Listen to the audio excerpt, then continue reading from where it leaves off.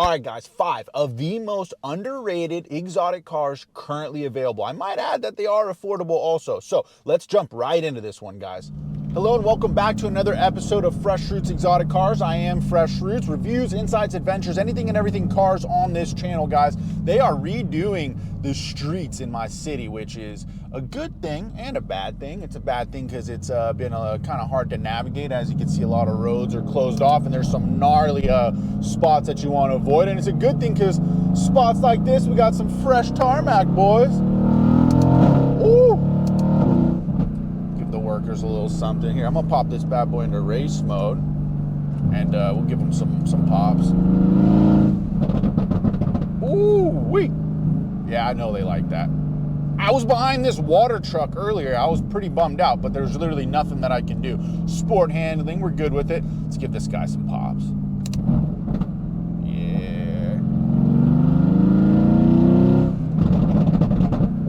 I mean, come on, guys, that does not get old. Somebody commented, hey, aren't those pops annoying? I was like, dude, honestly, they are not. And you can shut them off. Like, you could shut off the pops, the exhaust. I mean, I literally have an exhaust button on this car. So let's jump into it, guys. Speaking of my AMG GTS, that's number 1 on this list of underrated sports cars, exotic cars, call them what you will, but they are high performance cars and they are affordable. They've depreciated quite a bit. This AMG GTS, I literally got it at 50% off of what the MSRP was, and it was a 2016. I bought the car in 2024. So what were we talking? 8 years, in 8 years, it depreciated 50%. And that's going to be a case with a lot of these cars on this list. They've depreciated a lot, guys, so they've already kind of reached their rock bottom. You're not going to lose much more on them. The parts are out there. The known problems are already out there as far as the information, because they're not brand new cars or anything. So people know what to look out for. You know what to look out for. You can easily do your research and pick up a nice 2016-17 AMG GTS for about $75K, and I think that's an absolute bargain for what you're getting. This is an extremely high performance car, guys. It is nothing short of a supercar, in my opinion. I know that there's some debate about that a lot of people don't consider this a supercar. I don't care about what those people think. It's my car. I think it is a supercar, guys. This is a Mercedes supercar, no doubt about it. The GT series is an amazing platform. This 4-liter bi-turbo from Mercedes is the most powerful V8 that they have ever produced, and it is absolutely amazing, guys. So if you're an AMG guy and you're in the market for a high performance car, I would take a look at the AMG GTS, guys. I came to this platform from a McLaren, and I must say I truly like it. It's been affordable. It's been nothing but a joy to drive, and there's no real too many mysteries on it. And there's a lot of people that have information on this car. My tech is close by. He's got a lot of people that are AMG technicians, so they know how to work on these cars. It's not hard to find a good AMG technician. Sometimes once you start getting into the exotics, it can be hard to find a good tech to work on your car. So that's where the maintenance costs can start to add up. And I know a lot of people think that they can work on these McLarens, or think that they know someone that can work on these McLarens and Ferraris and whatnot, but you'll end up running into issues, guys. Take it from me. I owned one for a few years. I've owned exotics before. Sometimes it's better to go to a dealership than an independent when owning one of those. Sometimes, not all the time. If you got a guy you can trust, that's well vetted, but a lot of those times those guys end up turning out to be bad characters. You want to try to avoid them, guys. So speaking of McLaren, that's going to get us to number 2 on our list. All right, guys, so number 2 on the list, I alluded towards it. It is a McLaren. You're probably thinking, what McLaren can be underrated and affordable? And what it is the McLaren 12C, guys. The official first McLaren road legal car, I guess you can say, or road car production car, aside from the McLaren F1, was the McLaren MP4 12C. Now, I can speak on this car because I did own one for a couple of years. I put, what was it? I think 30,000 miles, somewhere around 30,000 miles on that car in just 2.5 years, guys. So I absolutely daily drove that car. I love that car. The performance on that car is absolutely amazing, guys. it is an underrated car. The MSRP on some of those McLaren 12Cs is $300,000, or it's reaching up to 300 grand. Mine wasn't quite that high. I think I had like a 275, 280. I mean, they start out, base price is 229 on the car. After options, it can get pretty high, guys. So we're talking nearly a $300,000 car in 2012. The McLaren 12C is something to take a look at. You can pick one up for less than 100 grand. I picked mine up. I got a steal on it. I picked mine up for less than 100 grand, and this was back in the day. Had 26,000 miles and was a really good car, guys. So highly spec'd, had the carbon ceramic brakes. The carbon ceramic brakes, don't let anyone fool you. They are important if you're going to the track, but if you're not going to the track, they will probably actually be annoying because they squeak a lot. Just on regular street driving, they are gonna squeak loud and all of the time, pretty much every time you lay in on the brakes, guys. So McLaren 12C, you could pick one up, like I said, for under 100 grand, 89, 90 grand. You could pick up a really good one for 100 to 120. But the McLaren 12C is definitely worth taking a look at if you're in the market for a high performance car, but you don't want to spend over 200 grand. The McLaren 12C is a supercar. It's an exotic car. It can hang with the best. It is track capable right out of the box. You don't need to do anything to it. Now, the only bad thing can be the maintenance. You may run into some maintenance issues. You're gonna have to find a McLaren specific tech or somebody that specializes in McLarens. They have a lot of special tools and computers and scanners that you need in order to work on these cars. Now, the people exist out there, but like I said earlier, you wanna be careful with that. For me personally, if I ever purchase another McLaren, I'm going to the dealer. I'm paying that premium, I'm going to the dealer, I don't care what anyone says, until I feel comfortable going with an independent shop, because in the past, I've just had so many issues with these independent techs working on these very high performance cars. These are not, like in front of me, these are not Kias or Nissans, and nothing, no offense to anybody that works on those cars, but there's a lot of little intricacies, and there's special computers and things that you need to reset certain things in order to diagnose certain things. And those computers and stuff, I can tell you right now, I've purchased one for a tech in the past, and it was $7,500. So it was not cheap. Before that, I heard that they were like 50 grand.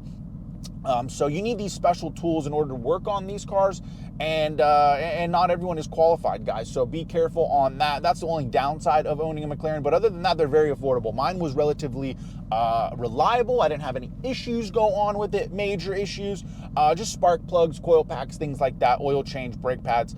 You're gonna wanna stay on top of them, but they could all add up too. So more than an AMG GTS, I can tell you that right now after owning this car for over a year. So that is number 2 on the list, is the McLaren MP4 12C, guys. Definitely worth taking a look at that car. All right, guys, number 3. If you're watching this video, you're probably thinking, hey, it's gotta be coming at some point, right? The 2006 Z06, guys. It's underrated, it's undervalued in my opinion. I was looking them up this morning. I saw one for 25 grand or something like that. It had higher mileage. I think it had 114,000 miles. I found one that was nearby that had like 50,000 miles, and it was going for 36 grand. That's insane. You could find some of the lower mileage ones. I don't know why you would want even lower miles than that, but I guess if you're getting into the Z06, you're probably gonna wanna get one that hasn't been too beaten up on, but it's a Corvette, it's a Chevy. It's not gonna be super intricate to work on. People can work on that car. There's a lot of people that work on Chevy Corvettes. I've owned a Corvette Stingray in the past. You're probably thinking, what Stingray did this guy own?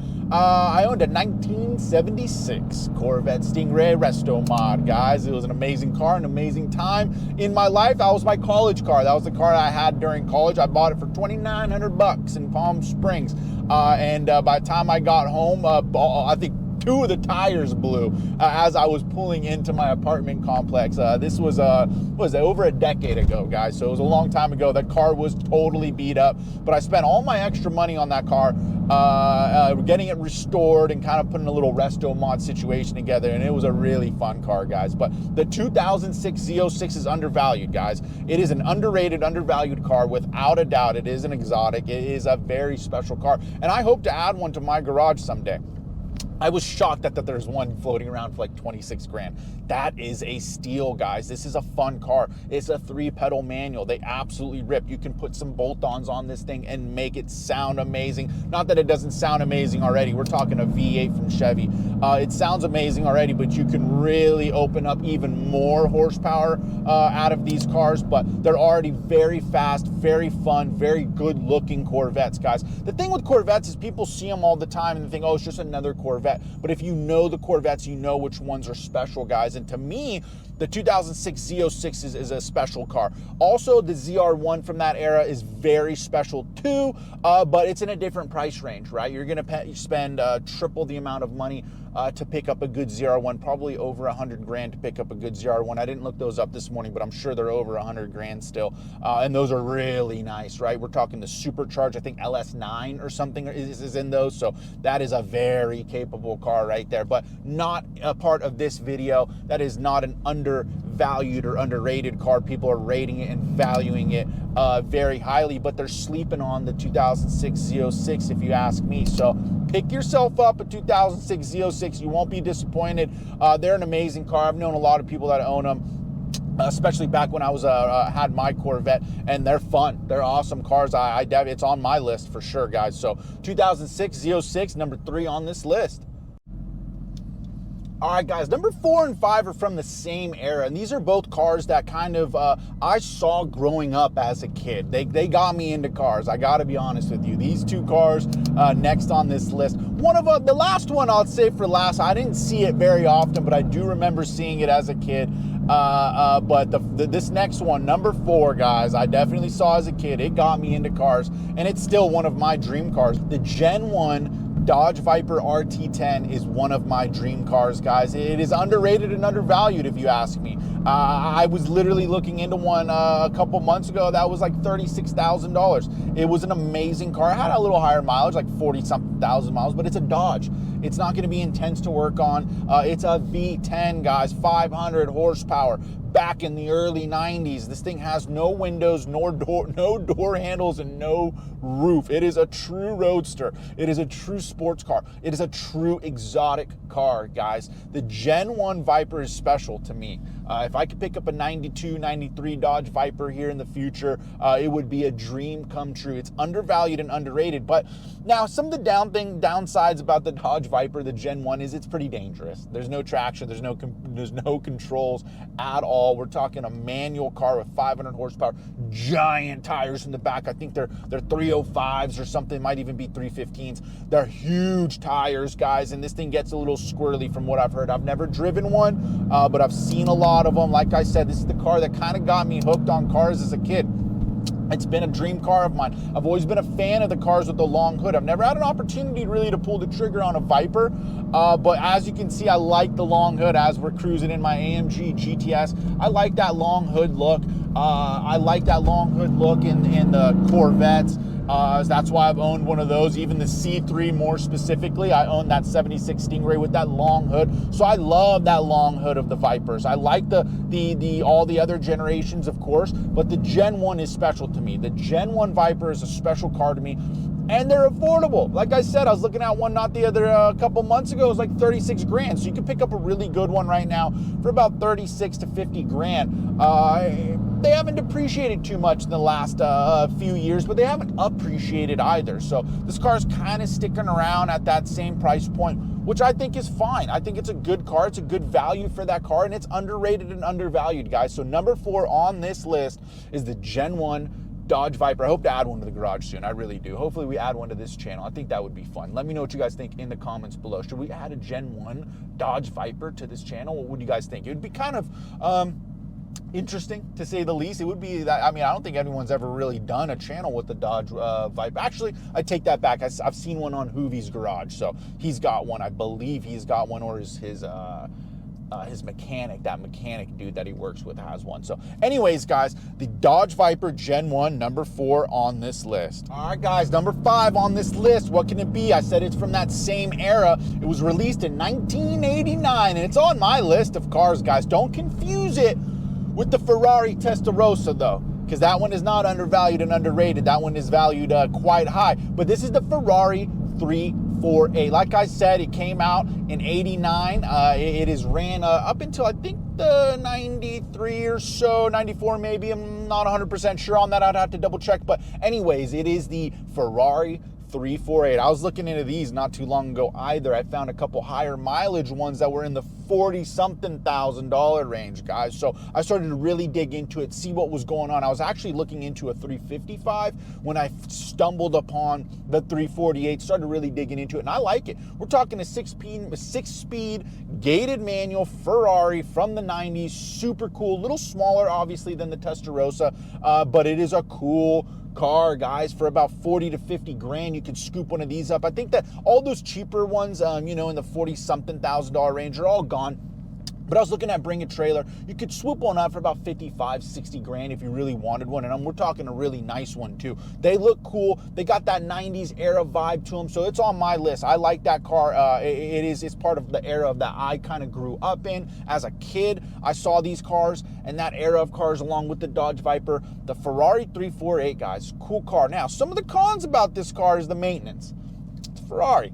Can you expect? It's the Italian cars, right? So you have to do an engine out service. From what I heard, it's like every 50,000 miles or 5 years or something, you got to do an engine out service to replace some timing belts, I believe. Not 100% sure on what needs to be done, but that's the service, and it's expensive. I think it's like, I actually called around and was asking some people about it. I found a guy out in Orange County that said he does it for about $7,500. The dealership can charge probably triple that. So not a bad bet.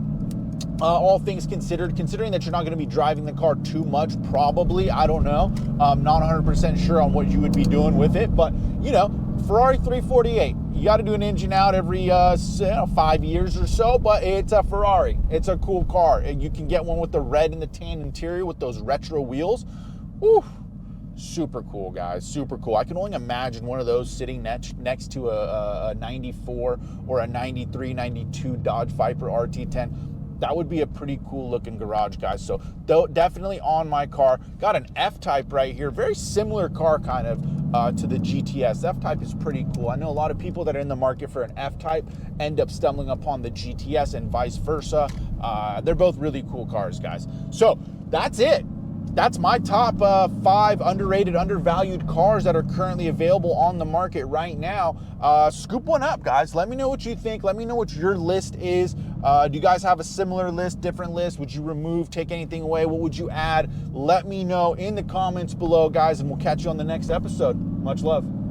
Oh yeah, and guys, by the way, day 1 of my 75 hard challenge, which essentially is putting up a YouTube video every day and going to the gym every day for 75 days straight. We're gonna try to keep it obviously going after that, but I just really gotta keep disciplined and stay on it for 75 days. We're gonna put up a YouTube video and go to the gym, and I'm gonna share it with you guys that I'm doing it so you guys can hold me accountable, guys. So we just pulled up, just finished up that episode. Gonna get home and edit it later, but gotta get this workout in and a good healthy meal. Make sure we drink enough water and read. That's all part of the challenge, guys. I already read enough and drink enough water, so for me it's most importantly to make sure I'm going to the gym every single day and posting a long form YouTube video up every single day for you guys and for this channel. So those are the big ones that I need to focus on, and I'm gonna do it. Gonna stay accountable, gonna discipline myself, and share some content with you guys every day, and we'll have some fun. Thanks again, guys, and we'll catch you on the next one. Much love.